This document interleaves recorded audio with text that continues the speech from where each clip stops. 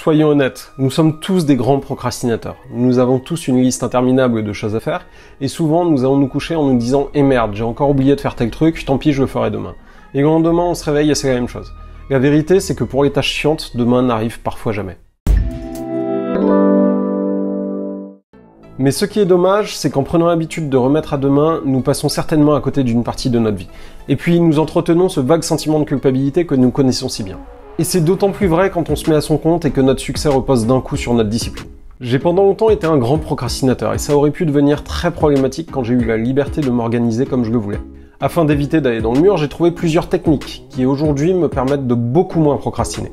Attention, je n'ai pas la prétention de dire que je suis un expert du sujet, je suis juste un type qui a le même souci que vous et qui vous dit ce qui marche pour lui. En cherchant sur internet, je retrouve à chaque fois les mêmes techniques.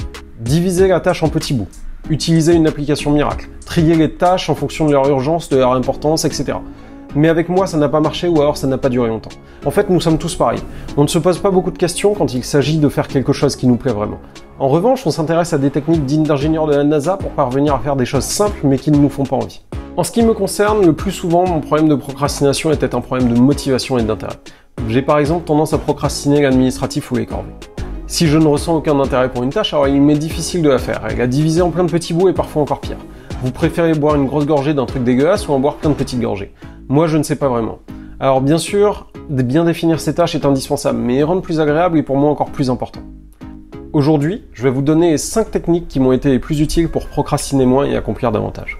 La première technique, c'est d'arrêter de vous autoflageller. C'est normal et nécessaire de procrastiner. Le fait de le faire ne définit pas votre identité. En réalité, vous n'êtes pas un procrastinateur. Vous consacrez votre temps à d'autres choses. C'est tout. Et ce n'est pas plus compliqué que ça. Si votre temps est mal employé, il vous suffit de le réallouer. Pas besoin d'en faire un drame intérieur. La seconde technique, c'est de trouver un moyen de ne pas faire la tâche. Et si la solution, c'était simplement de ne pas faire la tâche qui vous pose tant de soucis, peut-être que vous pourriez simplement supprimer ou déléguer cette tâche. Posez-vous systématiquement la question du bien fondé d'une tâche au moment où vous planifiez votre journée. La troisième technique, c'est ce que j'appelle la technique du coup de boule. Si vous avez une tâche courte à faire, utilisez la technique du coup de boule. Faites-la tête baissée sans réfléchir tout de suite et débarrassez-vous-en. Et la quatrième technique est de rendre la tâche plus agréable. Si la tâche est longue, déplaisante, importante et non délégable, il vous faut trouver un moyen de la rendre plus plaisante. Adossez-la à quelque chose d'agréable.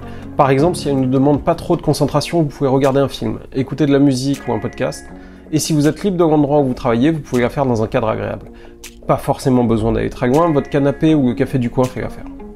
Et la cinquième technique est de trouver de la satisfaction en chemin en vous donnant un sentiment de progression.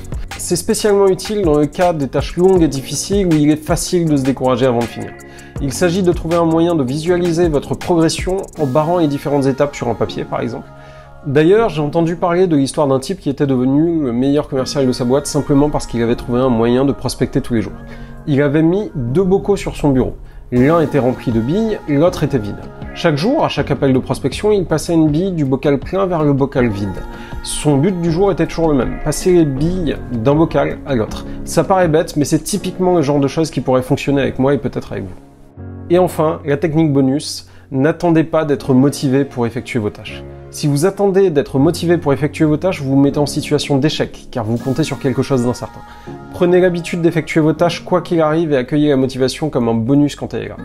J'espère que ces techniques vous seront utiles, tenez-moi au courant de vos progrès, ça m'intéresse vraiment.